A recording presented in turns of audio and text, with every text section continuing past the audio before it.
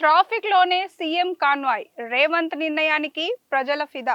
రేవంత్ రెడ్డి తీసుకున్న తాజా నిర్ణయం ఇప్పుడు తెలంగాణ రాజకీయాల్లోనే కాదు, ప్రజల్లో కూడా చర్చనీయాంశంగా మారింది. సాధారణంగా ముఖ్యమంత్రి కాన్వాయ్ వెళ్లే సమయంలో నగరంలోని కీలక రహదారులపై ట్రాఫిక్ ను పూర్తిగా నిలిపివేస్తుంటారు.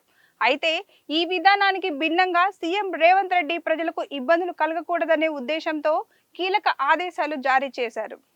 శంషాబాద్ ఎయిర్పోర్ట్ నుంచి తన నివాసానికి బయలుదేరిన సీఎం కాన్వాయ్ ఈసారి సాధారణ ట్రాఫిక్ మధ్యలోనే ప్రయాణించింది.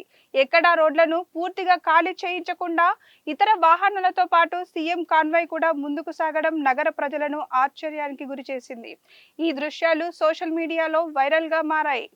ఇటీవలే డీజీపీకి స్పష్టమైన ఆదేశాలు ఇచ్చిన సీఎం రేవంత్ రెడ్డి తన కాన్వాయ్ కోసం నగర ట్రాఫిక్ ను పూర్తిగా నిలిపివేయొద్దని సూచించినట్లు సమాచారం.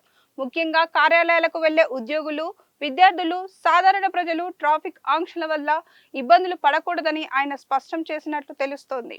సీఎం ఆదేశాల నేపథ్యంలో పోలీసులు కూడా తమ విధానంలో మార్పులు చేశారు. కాన్వాయ్ వెళ్లే సమయంలో పూర్తి స్థాయిలో ట్రాఫిక్ నిలిపివేయకుండా కేవలం అవసరమైన మేరకే నియంత్రణలు అమలు చేశారు.